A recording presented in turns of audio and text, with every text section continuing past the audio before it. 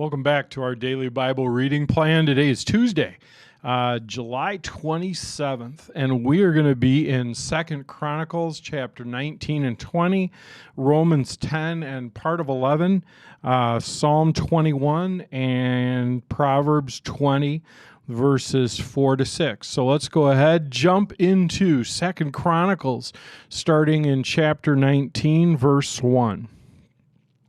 When King Jehoshaphat of Judah arrived safely home in Jerusalem, Jehu, son of Hanani, the seer, went out to meet him.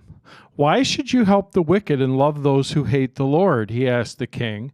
"Because of what you've done, the Lord is very angry with you. Even so, there is some good in you, for you have removed the Asherah poles throughout the land, and you've committed yourself to seeking God." Jehoshaphat lived in Jerusalem, but he went out among the people traveling from Beersheba to the hill country of Ephraim, encouraging the people to return to the Lord, the God of their ancestors. He appointed judges throughout the nation in all the fortified towns, and he said to them, "Always think carefully before pronouncing judgment. Remember that you do not judge to please people, but to please the Lord. He will be with you when you render the verdict in each case. Fear the Lord and judge with integrity, for the Lord our God does not tolerate perverted justice, partiality, or the taking of bribes." In Jerusalem, Jehoshaphat appointed some of the Levites and priests and clan leaders in Israel to serve as judges for cases involving the Lord's regulations and for civil disputes. These were his instructions to them: "You must always act in the fear of the Lord with faithfulness and an undivided heart.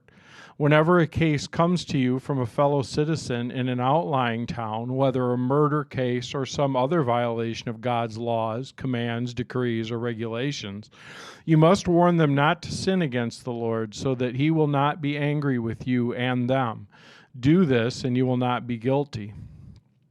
Amariah, the high priest, will have final say in all cases involving the Lord. Zebediah, the son of Ishmael, a leader from the tribe of Judah, will have final say in all civil cases. The Levites will assist you in making sure justice is served. Take courage as you fulfill your duties, and may the Lord be with those who do what is right. After this, armies of the Moabites, Ammonites, and some of the Meunites declared war on Jehoshaphat. Messengers came and told Jehoshaphat, "A vast army of Edom is marching against you from beyond the Dead Sea.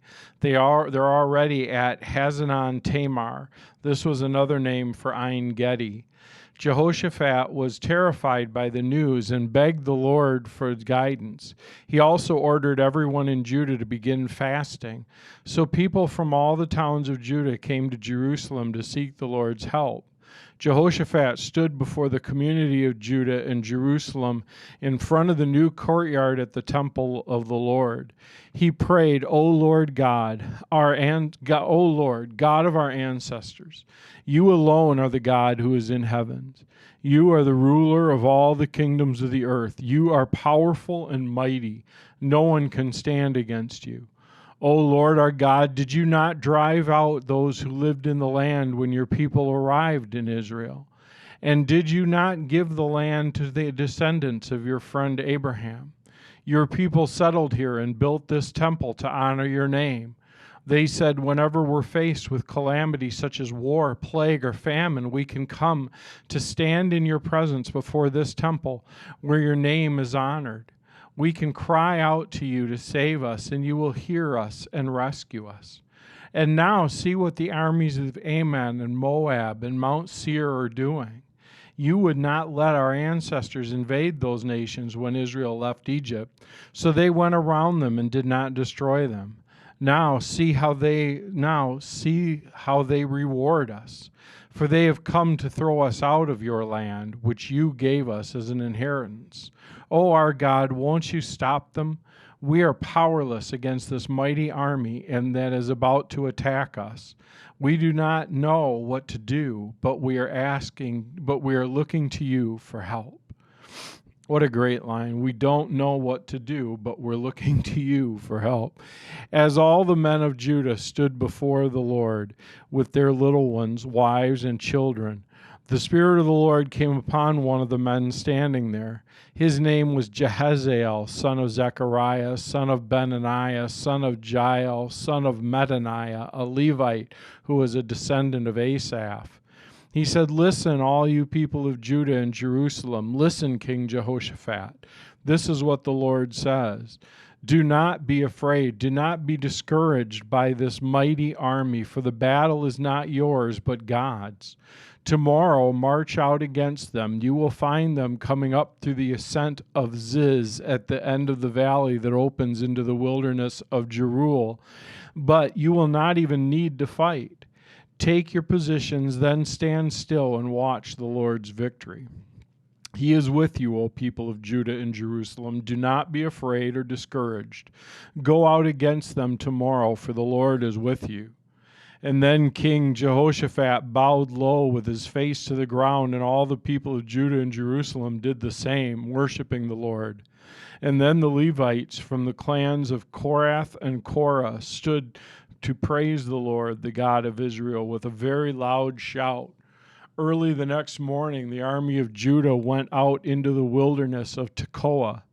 On the way, Jehoshaphat stopped and said, "Listen to me, all you people of Judah and Jerusalem. Believe in the Lord your God, and you will be able to stand firm. Believe in his prophets, and you will succeed." After consulting with the people, the king appointed singers to walk ahead of the army, singing to the Lord and praising him for his holy splendor. This is what they sang: "Give thanks to the Lord, his faithful love endures forever." At the very moment they began to sing and give praise, the Lord caused the armies of Ammon, Moab, and Mount Seir to start fighting amongst themselves. The armies of Moab and Ammon turned against their allies from Mount Seir and killed every one of them. After they destroyed the army of Seir, they began attacking each other also. So when the army of Judah arrived at the lookout point in the wilderness, all they saw were dead bodies lying on the ground as far as they could see. Not a single one of the enemy had escaped. King Jehoshaphat and his men went out to gather the plunder. They found vast amounts of equipment, clothing, and other supplies, more than they could carry.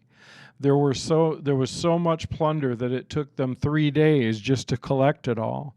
On the 4th day, they gathered in the Valley of Blessing, which got its name that day because the people praised and thanked the Lord there.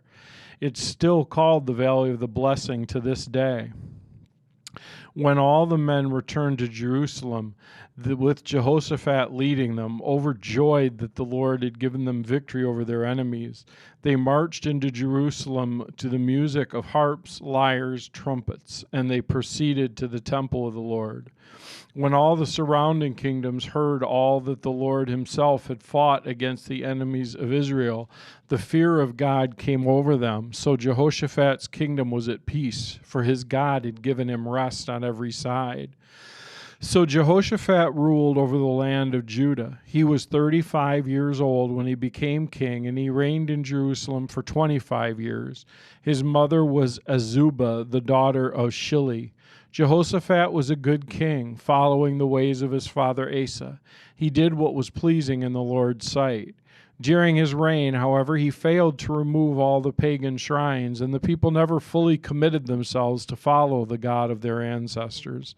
The rest of the events of Jehoshaphat's reign, from beginning to end, are recorded in the record of Jehu, son of Hanani, which is included in the book of the kings of Israel.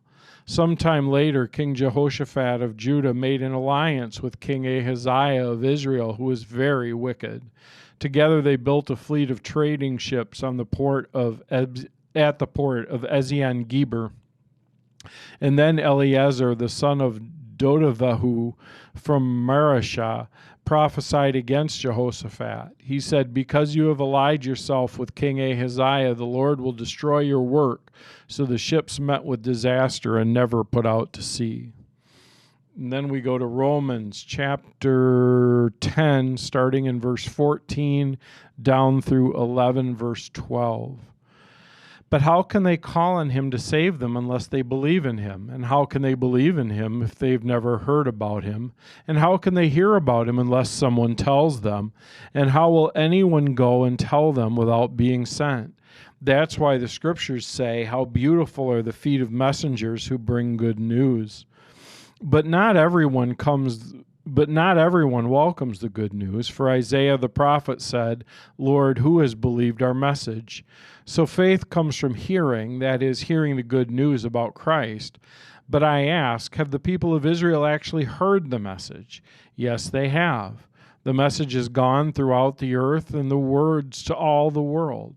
But I ask, did the people of Israel really understand? Yes, they did, for even in the time of Moses, God said, I will rouse your jealousy through the people who are not even a nation. I will provoke your anger through the foolish Gentiles. And later Isaiah spoke boldly for God, saying, I was found by people who were not looking for me. I showed myself to those who were not asking for me.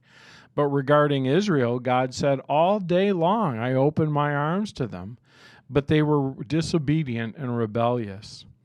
I ask then, has God rejected his own people, the nation of Israel? Of course not. I myself am an Israelite, a descendant of Abraham and a member of the tribe of Benjamin. No, God has not rejected his own people, whom he chose from the very beginning. Do you realize what scriptures say about this? Elijah the prophet complained to God about the people of Israel and said, Lord, they've killed your prophets and torn down your altars. I'm the only one left, and now they're trying to kill me too. Do you remember God's reply? He said, no, I have 7,000 others that have never bowed to Baal. So it's time today. It's the same today. For a few of the people of Israel have remained faithful because of God's grace, his undeserved kindness in choosing them. And since it is through God's kindness, then it's not their good works. For in that case, God's grace would not be what it really is, free and undeserved. So this is the situation. Most of the people of Israel have not found the favor of God they're looking for so earnestly. A few have, the ones God's chosen, but the hearts of the rest were hardened. As scriptures say, God has put them into a deep sleep. To this day he's shut their eyes so they do not see, and closed their ears so they do not hear.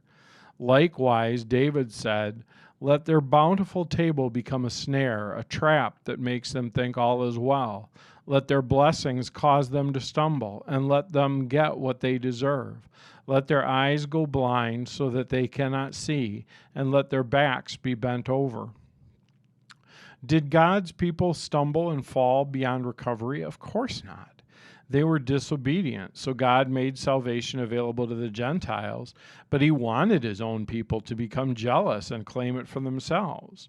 Now, if the Gentiles were enriched because of the people of Israel turned down God's offer of salvation, think how much greater a blessing the world will share when they finally accept it. Then we go to Psalm 21. Psalm 21. How the king rejoices in your strength, O Lord. He shouts with joy because you give him victory. For you have given him his heart's desire. You've withheld nothing he requested. You welcomed him back with success and prosperity. You placed a crown of finest gold on his head. He asked you to preserve his life, and you granted his request. The days of his life stretch on forever. Your victory brings him great honor, and you have clothed him with splendor and majesty. You've endowed him with eternal blessings and given him the joy of your presence. For the king trusts in the Lord. The unfailing love of the Most High, will keep him from stumbling. You will capture all your enemies. Your strong right hand will seize all who hate you. You will throw them in a flaming furnace when you appear. The Lord will consume them in his anger. Fire will devour them. You will wipe their children from the face of the earth. They will never have descendants. Although they plot against you, their evil schemes will never succeed, for they will turn and run when they see your arrows aimed at them. Rise up, O Lord, in all your power. With music and singing we celebrate your mighty acts. Then we go to Proverbs chapter 20, and it's 4 through 6. Those too lazy to plow in the right season will have no food at harvest. Though good advice lies deep within the heart, a person with understanding will draw it out. Many will say they are loyal friends, but who can find one who is truly reliable? And then we look at Oswald Chambers, the way to knowledge, and it comes from, if anyone wants to do his will, he shall know concerning the doctrine. The golden rule to follow to obtain spiritual understanding is not one of intellectual pursuit, but one of obedience. If a person desires knowledge and insight into the teachings of Jesus Christ, he can only obtain it through obedience. The Spirit of God uncovers our spirit of self-vindication and makes us sensitive to things that we have never thought of before. I want to go back to, when in the book of Chronicles there, when Jehoshaphat's army is 3 nations are attacking them, and they say, we have no ability to fight this. They realize that they're just overwhelmed, that there are too many of the enemy, that they're too well armed, they're too well trained, and that if they just kind of go toe to toe with them, they're not gonna make it. And they say something that I think is so significant, and that is such a beautiful phrase, but it's such a beautiful invitation for us to handle things that we just don't know how to deal with, because we come across those, don't we? Where we just don't know what to do, or we're scared, or we're overwhelmed, or the situation just looks too big and too mighty for us to take care of. And it says, Lord, we don't know what to do, but our eyes are on you. We don't know what to do, but our eyes are on you. I think that's a sentence prayer that I try to remember. I don't know what to do, God, but my eyes are on you. Because really, that's God's invitation. His invitation isn't to figure everything out. It's not to understand the situation fully. It's not to take care of it in a way that makes sense to us or in our power. His invitation is, keep your eyes on me. Fix your eyes on Jesus, the author and perfecter of our faith, it says in Hebrews. But I love that prayer. I don't know what to do, God, but my eyes are on you. So let's make that our prayer today. God, thank you that you're with us today. And I know some of us are in spots that are just a struggle, and we're tired and we're overwhelmed and we're not sure where to turn or how to handle things. We don't know what to do, but God, our eyes are on you. We know that you are our strength, you are our peace, you are our joy. And so help us to look to you today and to focus on you, and to know that as we do that, as we put you in your right place, the rest of the things are going to fall into place. In Jesus' name, amen. All right. Thank you so much for joining me today. Hope you guys have a great couple days. I'll see you again real soon.